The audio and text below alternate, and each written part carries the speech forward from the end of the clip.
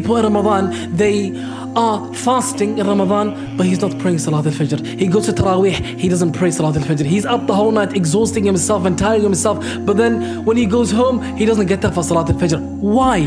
What a waste of time. What a waste of time that is.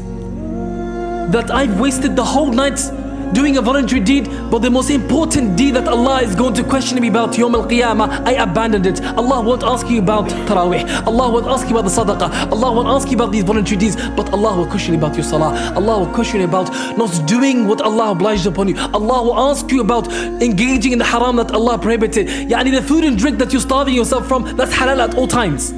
Right? Allah told you, refrain from it for these hours whilst you're fasting. You're not eating, you're not drinking, which is halal initially. But whilst you're starving yourself, you're backbiting, you're gossiping, you're lying, you're listening to music, you're engaging all haram that Allah has made haram at all times. What's the point?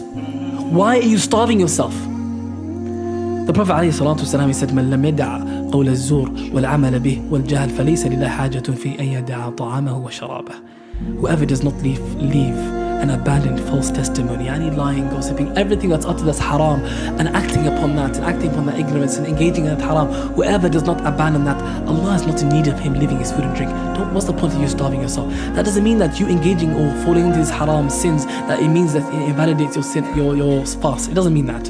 But you may not get any reward for that fast. Nothing at all.